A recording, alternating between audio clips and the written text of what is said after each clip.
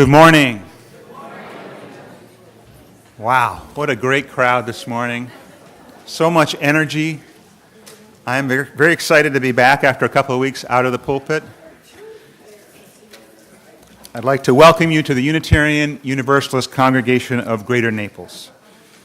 We are a welcoming congregation freely seeking intellectual and spiritual growth.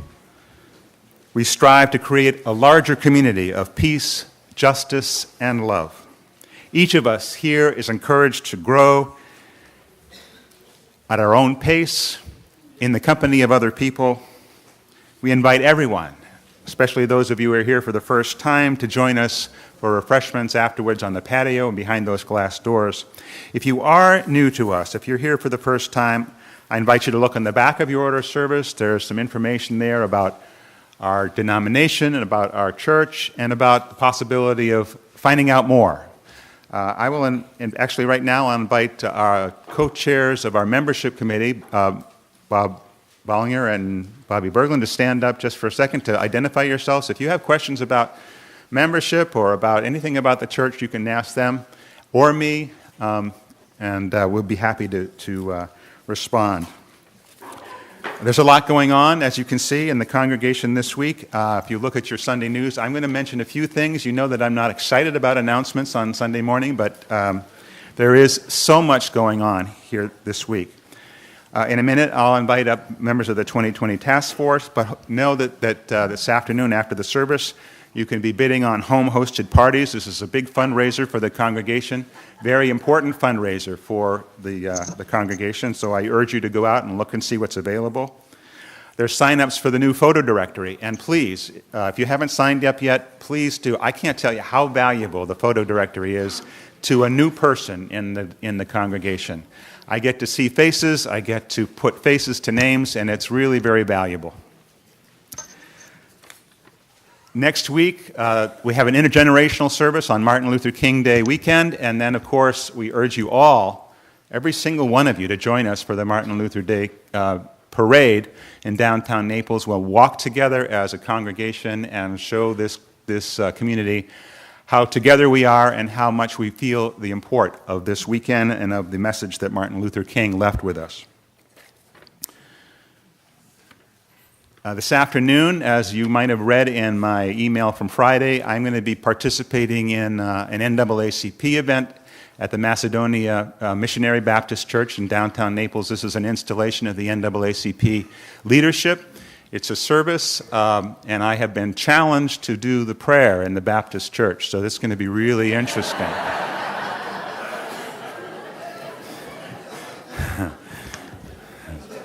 Talk about anxiety. Right now, I'd like to invite up Kendra Hermans, who is one of the co-chairs of our 2020 task force.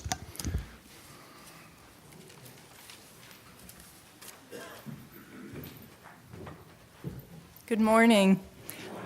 I will invite the rest of the 2020 Vision Task Force up so that you can meet who all of the members are. Joanne Swank is my co-chair. Janice Rogers, Bobby Berglund, Bob Bollinger. Is Bob in here yet? Oh, there you are, Bob. Roger Brown and Rick Gazzaro. I didn't see Rick yet this morning. I think he's been a little bit under the weather. Don't be shy, stand in front. Everybody needs to see you. So this is your 2020 Vision Task Force.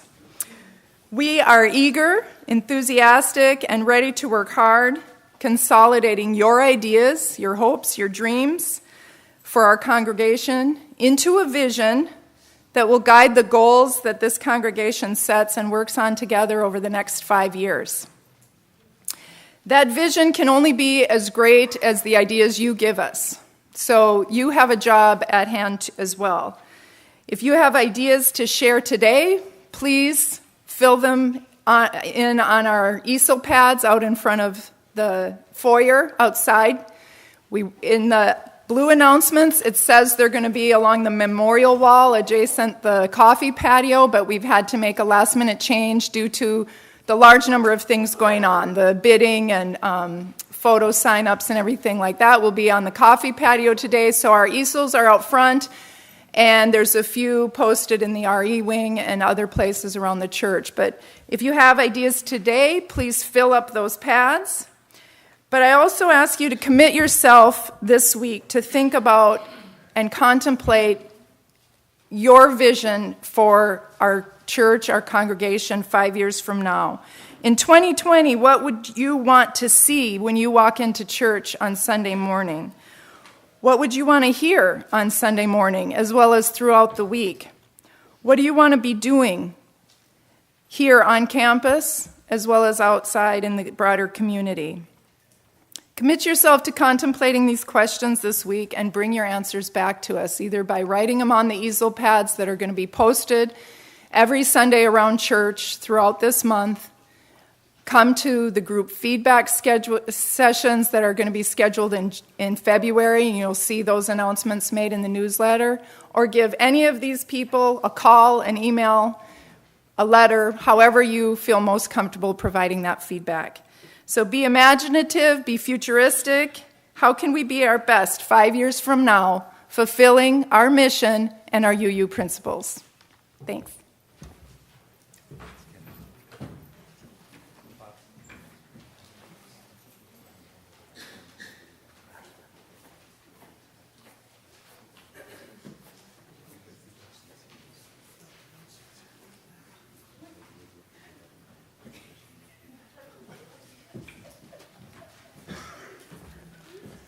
My apologies. Let's deepen now into worship as we hear our morning prelude.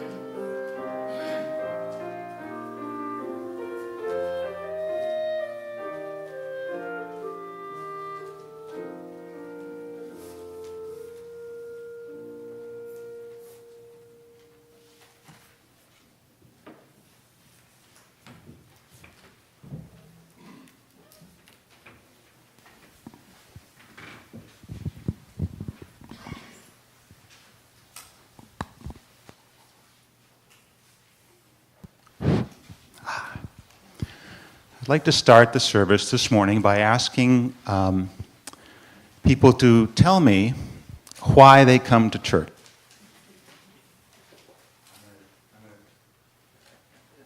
I'm going to ask three people, so if you raise your hand if you have a thought about why you come to church. Sally? Yours.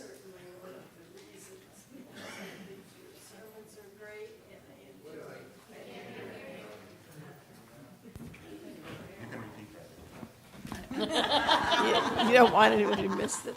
Sally says I'm one of the reasons she comes to the church. That was.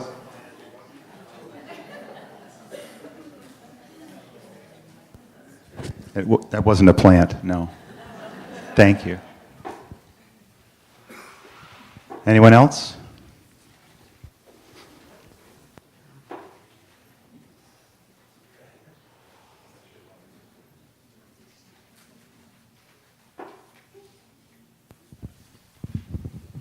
I think it's the community of like-minded souls here that draw me in. Plus you.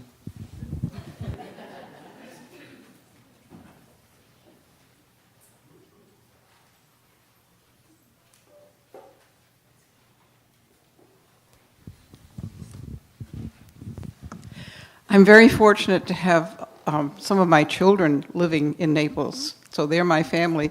But this is my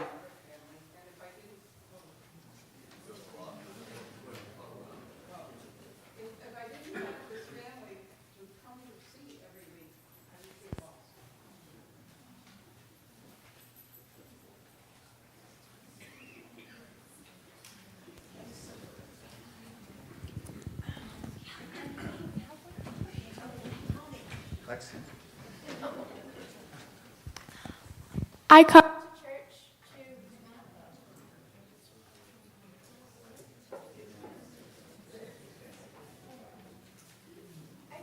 church to share my beliefs, and it's somewhere where I can feel welcome, share what religions I believe in, and I have a lot of friends that I come to church. Thank you, Lex. She comes for friendship. She comes to share her beliefs. Beautifully done. Thank you. So we come for community, we come for friendship, we come for our beliefs, we come for family. We come for lots of different reasons. For the incredible pace of our daily lives, we seek a vision, perhaps, for our lives or for our community. We come to be reminded of the best we can be, to find our center. We also come, I believe, for the potentiality of change, the possibility of meeting somebody new, of hearing a sequence of words or a strand of music that shifts us internally. We come for many, many things. Let us rise together and sing, "Come, Come, Whoever You Are." We're going to do this in a two-part round. This side of the congregation is one part, and this side, we're going to play it through once, we're going to sing it through together once, and then we're going to divide up and sing it twice together.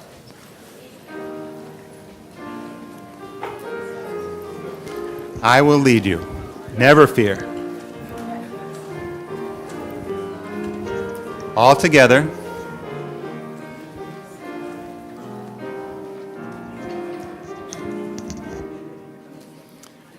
Come, come, whoever you are, wanderer, worshiper, lover of leaving, ours is no caravan of despair. Come, yet again come.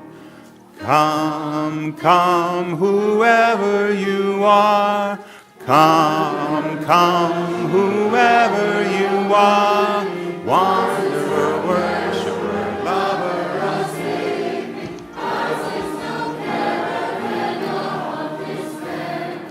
Come, whoever you are, come, come, whoever you are, wanderer, worshiper, lover of sleeping, ours is no caravan of despair. Come, yet again come. Thank you. Be seated.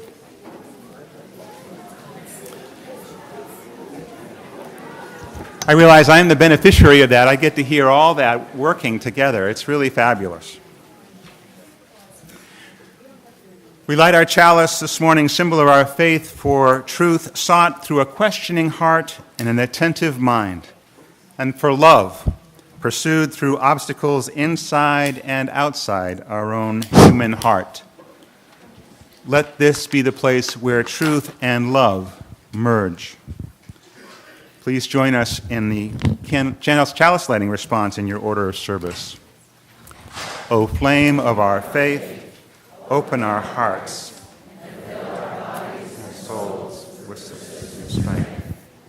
Enliven our spirits and engage us deeply in this life of ours, the sacred, essential moment.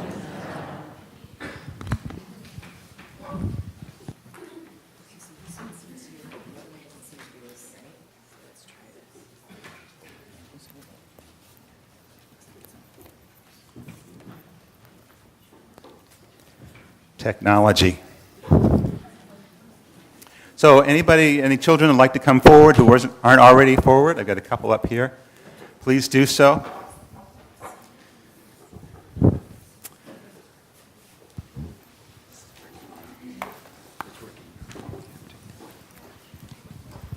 But lots of help, thank you. So last week in Sunday school, in RE, kids learned about Moses and the story of Moses' birth and how he was brought up in a privileged household, though born in poor situation. This week you're going to learn about the Ten Commandments. But in between, or the story of the Ten Commandments, in between, there's an interesting story and a very important story about Moses. The important story is that he led his people out of slavery in Egypt, out of bondage, through the desert, and into the promised land. It's one of the most important stories of our civilization, that journey from bondage to freedom. But Moses wasn't always sure of himself. He was a reluctant leader. The story goes that God came to Moses and said he wanted to have Moses talk to Pharaoh to let the people go. But Moses put up resistance, let's say. Moses was human, just like you and I. He was reluctant to sort of step forward and be identified as a leader. God said to Moses, I want you to do this. And Moses said, who am I to do that? Why me? And God had to argue with Moses. And still Moses wasn't interested. Well, he might have been interested, but he was still reluctant. And he said, what if the people don't listen to me? What if what I say doesn't matter? God had an answer for that too, I guess. Moses said, why don't you choose someone else? Someone else can do this. And Moses said, if not you, then who? God said that. And finally, Moses said, I really don't want to do this. But God's response was strong, and he said, you can do this, and I will help. Moses was a reluctant leader. Just like all of us, we wonder what difference we can make. Whether we step forward or not, does it make a real difference? What we say, what we think, what we do, does it make a difference really? And the answer is yes. When we question, when we feel, when we tell our feelings, when we express our love, when we stand up for other people, when we lead them forward out of a tough situation by our friendship, that's what matters. We are all leaders in our own way. We all have the power if we just take the step. And that's the lesson for today. You're going to go off and learn about how Moses was chosen to hear the Torah, the Ten Commandments. And that's the story in class today. But don't forget the importance of stepping forward and being a leader in your own way, in the way that's comfortable for you, but in a powerful way. Thank you.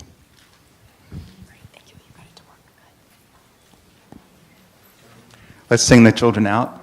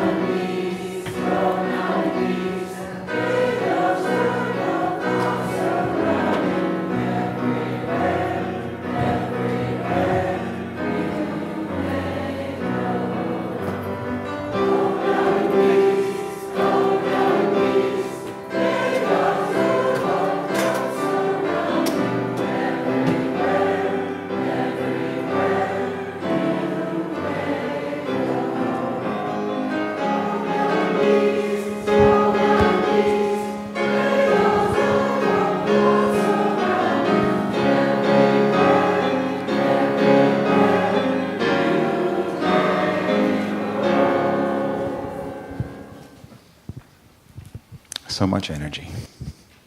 Well, a couple of you have said things that I was going to say, so I will just honor Paul's remarks by saying this was a historic week in Florida, and I, for one, am extremely grateful and joyous for the marriages that are taking place. We look forward to celebrating some here. That hasn't happened yet, but we know it will. It's a wonderful, wonderful time.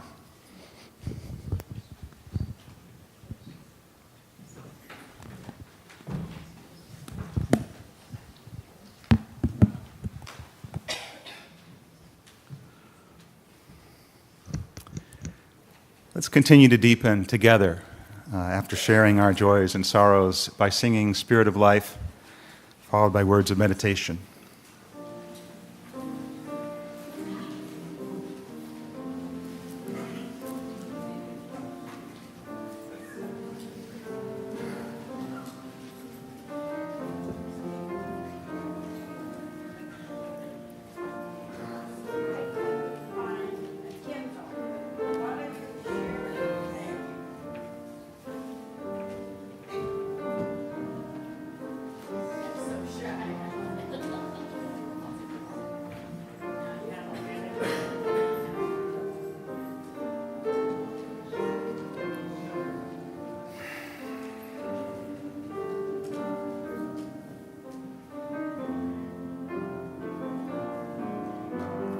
Spirit of life, come unto me, sing in my heart, all stirrings of compassion, blow in the wind, rise in the sea, move in the hand, may life shape of justice, roots holding close, wings set me free, Spirit of life, come to me, come to me.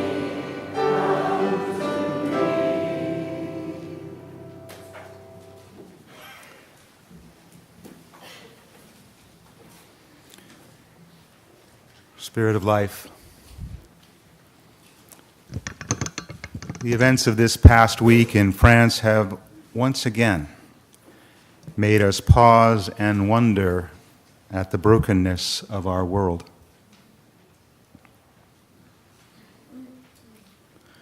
Horrified by the violence and grieving for those and with those whose lives are forever changed, we ask the inevitable questions. What is the drive that consumes these souls? What is the price of liberty?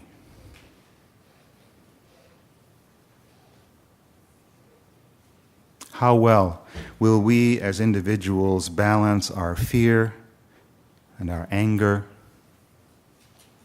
with love and reason?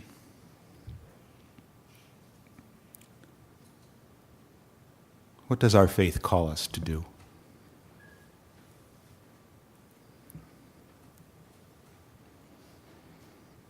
Fundamentalism does not exist in a vacuum. It is a reaction to change and growth and a loss of control.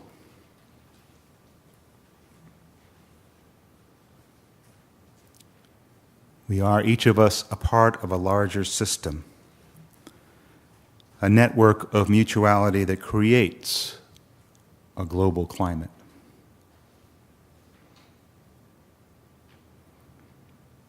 We are called to use all our human faculties to understand our place in the world, our connections with all that is. We are called in love to make changes in our own small sphere of influence, knowing, without always understanding, the power that we have as individuals to to change the world.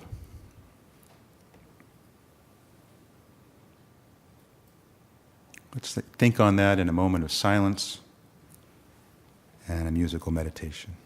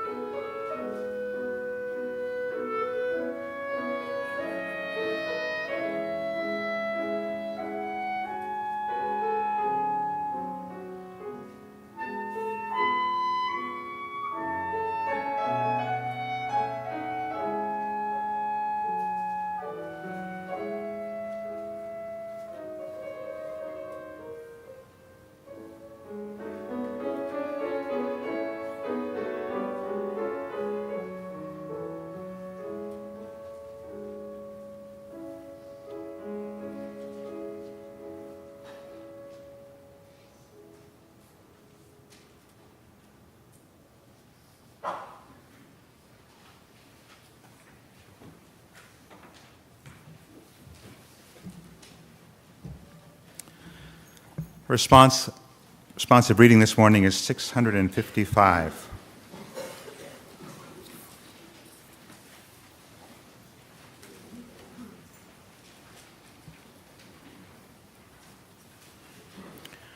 whosoever wishes to know about the world must learn about it in its particular details. In searching for the truth, be ready for the unexpected. The same road goes up and down. Not I, but the world says it. All is one.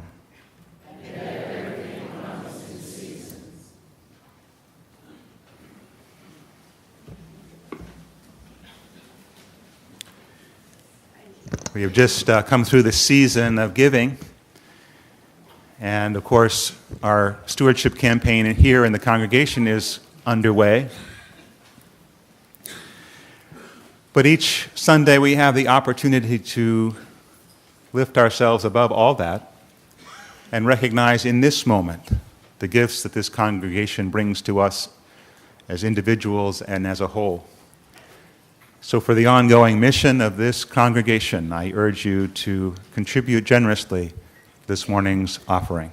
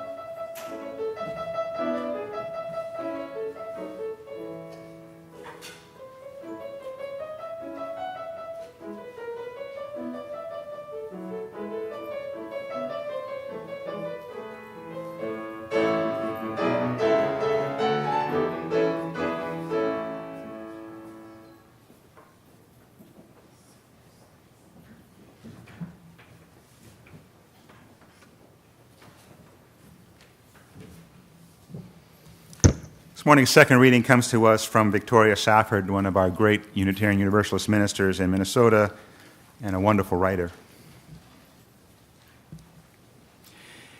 In a cemetery once in New England, I found a strangely soothing epitaph. The name of the deceased and her dates had been scoured away by wind and rain, but there was a carving of a tree with roots and branches, a classic 19th century motif. And among them, the words, "She attended well and faithfully to a few worthy things." At first, this seemed to me a little meager, a little stingy on the part of her survivors. But I wrote it down and have thought about it since, and now I can't imagine a more proud or satisfying legacy. Every day I stand in danger of being struck by lightning and having the obituary in the local paper say, for all the world to see, "She attended frantically and ineffectually to a great many unimportant, meaningless details."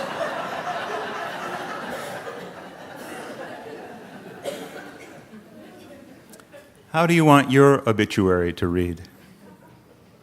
He got all the dishes washed and dried before playing with his children in the evening.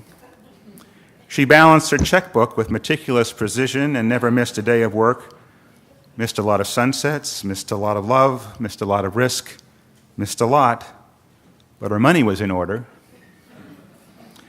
She answered all her calls, all her email, all her voicemail, but along the way she forgot to answer the call of service and compassion and forgiveness, and first and foremost, of herself. He gave and forgave sparingly, without radical intention, without passion or conviction. She could not or would not hear the calling of her heart. How will it read? How does it read? And if you had to name a few worthy things to which you would attend well and faithfully, what, I wonder, would they be?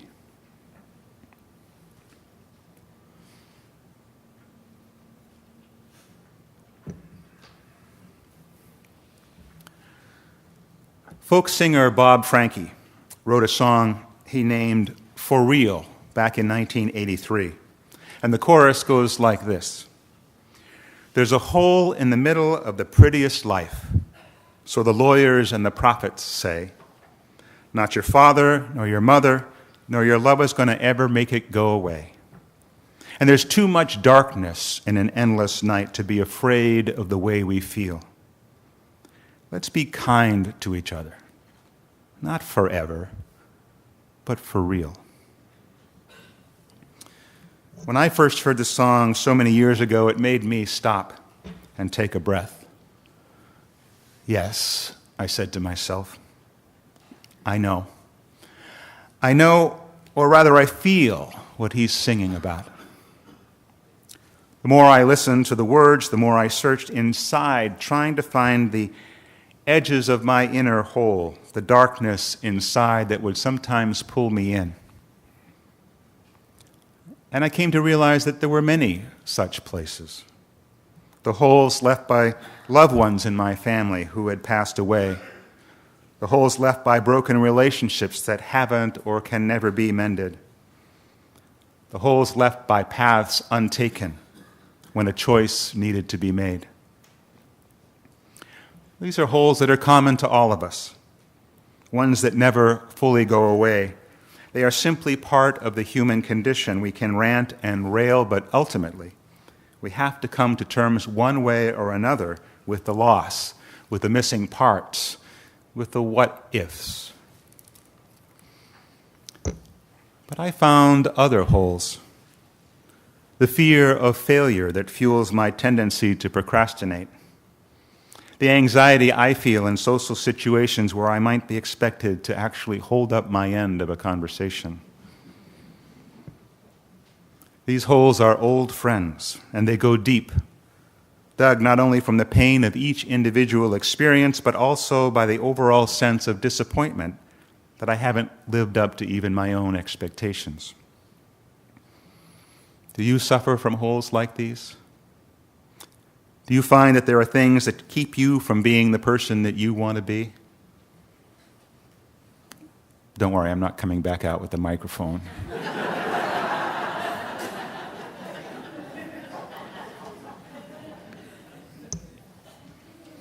Rabbi Harold Kushner, in his book, Living a Life That Matters, talks about this quest for integrity. He says, integrity means being whole, unbroken, undivided. It describes a person who has united the different parts of his or her personality so there is no longer a split in the soul.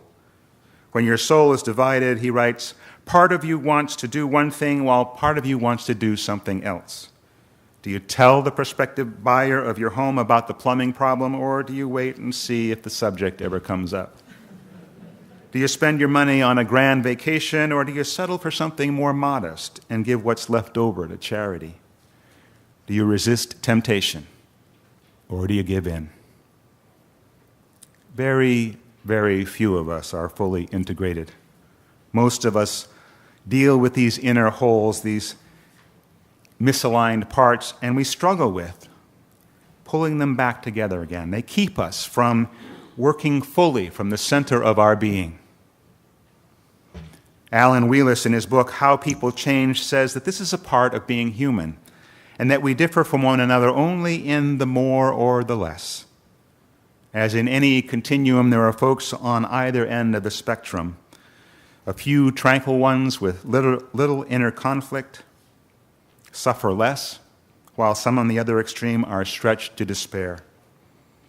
In between, he says, are the rest of us, not miserable enough to do something drastic, but when we look at that mirror every day, neither are we fully able to say that we are at peace with ourselves.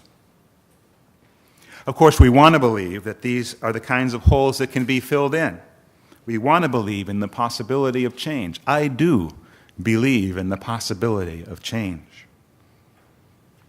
All of my upbringing, from my parents to my religious education, taught me that it was my responsibility to always be improving, to always strive for what is right and good.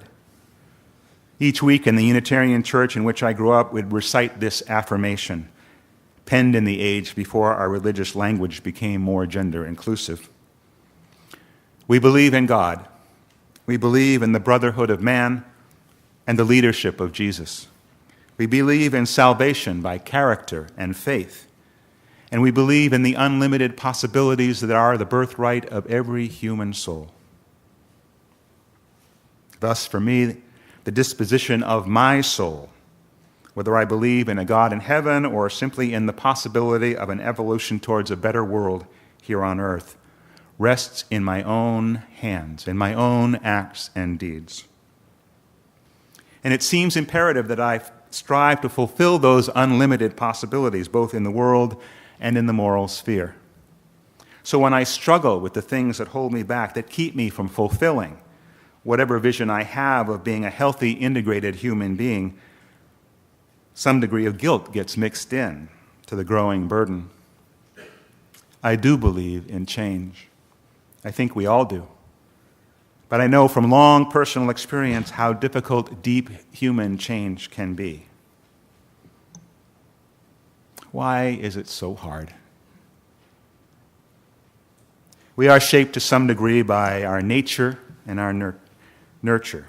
The nature, those characteristics, that temperament with which we are born.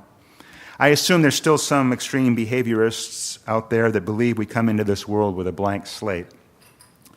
But anyone who's had a child knows from practical experience that this is absolutely not true. We are witness to those fledgling tendencies, that nascent personality. Whatever it is with which we are born actually may be too deeply integrated, ingrained to be changed by conscious decision or effort of will. Then there are the forming experiences, some of which are buried deep in our minds, and some that are very present, forming parts of the story that we have to tell about how we were raised. We might even be able to go back and point to some experience that's critical to our sense of self. And perhaps your minds are already moving in that direction. Some of you can remember a safe and loving home, and unfortunately, some of you remember something closer to the other extreme, the meaner end of the spectrum. But even knowing the combination of influences that nature and nurture throw upon a given child, it is impossible to predict what the outcome will be. Many believe that the burden of nature and nurture is so heavy that we have little choice in our adult lives, that we're already programmed too tightly to exhibit much free will, to decide and to execute a significant change in our lives. And even if we still do have the power by sheer will to change and move ourselves closer to the person we want to be, the burden of nature and nurture does not make it easy. We have to consider that our past choices and ongoing actions define who we are. We may feel that somewhere deep inside there's a strong center, but if it is our actions that define us to the outside world and in a profound way to ourselves. I am a procrastinator. I get uncomfortable when I approach social situations. For better or worse, these truths form a part of an integrated sense of self, just as much as those many noble qualities that I have. To change this means that I have to somehow break apart that current integration and redefine myself, something the mind finds remarkably difficult to do. Add to that the fact that the world is constantly changing around us, whether we're ready for it or not. Seasons change, natural disasters rain down on us, we lose those we love, opportunities come and go, and unfortunately we're changing too. We go gray, we wrinkle, we lose brain cells, we lose confidence, we lose our ideals. When we experience change around us as we do constantly and at an ever-increasing pace, we seek the comfort of the familiar. When the world is going crazy and we feel a loss of control, we tend to hold on tightly to what we know and what we believe, even when it's not necessarily what we want. This by itself can be a tremendous impediment to change. Even as we rail against them, we can find some strange comfort in our worst habits, especially if we've lived with them for a long time. They are, after all, a part of us. If in the face of change around us and in spite of the baggage we carry, or perhaps because of it and we've hit bottom, if then we feel that we're ready to change, we can still run into roadblocks both internally and externally. We look at our busy schedules, at our responsibilities. We feel tired, or attention is called to other urgent or maybe not so urgent but convenient things. In our resistance to change, or maybe the hard work of change, we can be incredibly creative in listing the reasons why maybe not today, or this week, or this year. We know or believe, even without asking, that within our circle of family and friends or business relations, that change will be resisted. In their remarkable book, Connected: The Surprising Power of Our Social Networks and How They Shape Our Lives, psychologists Nicholas Christakis and James Fowler argue that we are powerfully affected, not only by our family and friends, but by their friends and their friends' friends. Their research documents that social networks spread happiness, generosity, and love, but they can also spread sadness and fear. Our networks are always there, they write, exerting both subtle and dramatic influence over our choices, actions, thoughts, feelings, even our desires. And our connections do not end with the people we know. Making a change when this network, near or far, is invested in the status quo requires a tremendous effort of will. Given all this resistance, it's so much easier to work for change within a safe environment. One of Ann's and my good friends is director of the Massachusetts Municipal Association, the organization that represents cities and towns to the state government in Massachusetts. And I was talking to him about change in the public sector. And his comment was that real change is almost impossible. Surprise, surprise. If you understand that each individual in government brings to the table his or her own resistance to change, add in the fear of making a public mistake and the uncertainty of whether the change in fact will make a difference, you get near paralysis. Compounding the problem is a developing problem in recent years of the virtuecrat. Politicians on both sides of the political aisle who feel so strongly that they're right that they refuse to compromise. Jeff says real change often occurs only when it has long been accepted and even adapted by the constituency, so that the actions of the power of be is sage and more of a rubber stamp. Look to the marriage equality situation in Florida and around the country. And so it is with us. A change is much easier when the support system around you has already accepted or in fact encouraged the change. So as risky as it may feel, it pays massive dividends to enlist help, to talk about your pain, about your problems. You need to get people on your side. That's where a community comes in. Change is easier too when we see options, when we have a clearer picture of what's going on. Robert Kagan and Lisa Lascaux-Leahy at Harvard University have done some wonderful work on change, both for individuals and for organizations. They found that actually taking a close look at the things we do to avoid change can help us bring to the surface and clarify internal commitments and hidden agendas that we all hold that are counter to our stated goals. Simply put, if we make a commitment for myself to engage more socially, but always find that I'm declining invitations because of other more pressing things like cleaning out the cat litter trays, then I'd have to look at that behavior and say that I also have a competing commitment to avoid social situations. And looking more closely at those competing commitments, you can often come to realize that there's a deeper working assumption. For me, it might be a strong feeling that if I go to a social event and have to engage in conversation, I might fail miserably, and then no one would like me.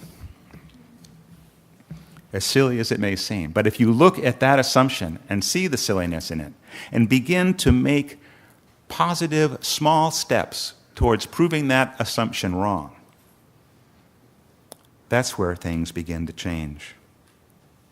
The competing commitments and big assumptions are what Kagan and Leahy calls our immunity to change, and they work extremely well until we look at them carefully and realize what's going on. Old habits do die hard, and of course, many of our holes are bad habits.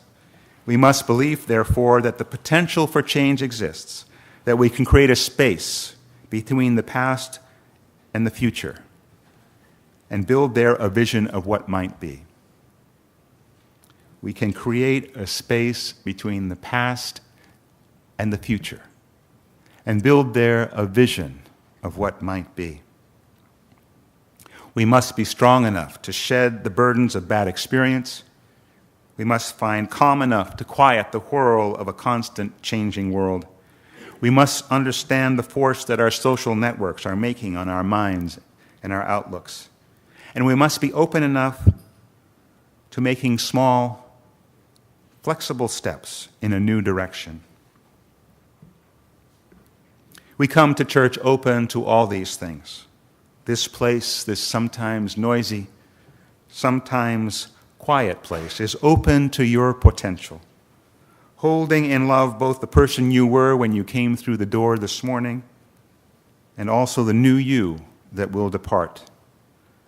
It's a place that can offer up a life-sharing thought or a welcome one from you. It's a place that provides innumerable role models for whom we can learn, and fellow travelers with whom we can share both success and failure. It's a place where we can trust enough so that we can try to grow in the face of a constantly changing world, so that we can build for ourselves and together a growing, changing sense of self and community. It's a place where we can try hard, so that in the end we can rest on this earth in peace. Let's be kind to each other, not forever, but for real. And let's sing together our closing hymn, number 86, Blessed Spirit of My Life.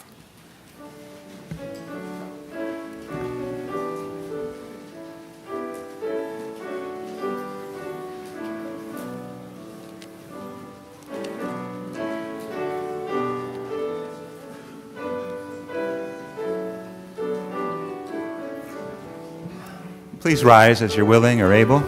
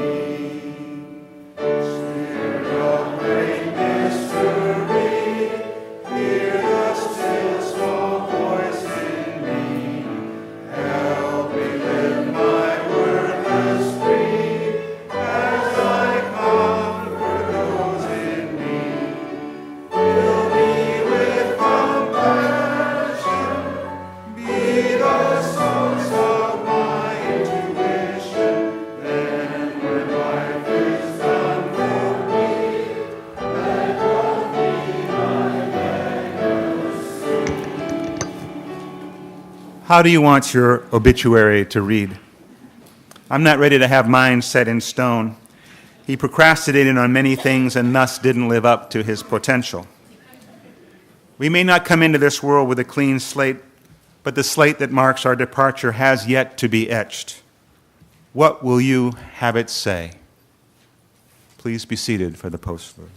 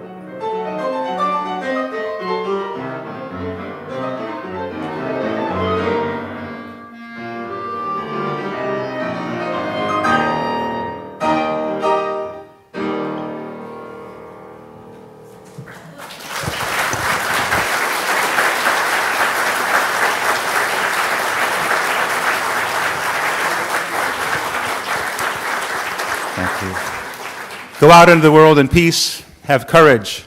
Hold on to what is good. Return to no person evil for evil. Strengthen the faint-hearted. Support the weak. Help the suffering. Honor all beings. Have a wonderful day and go sign up for stuff.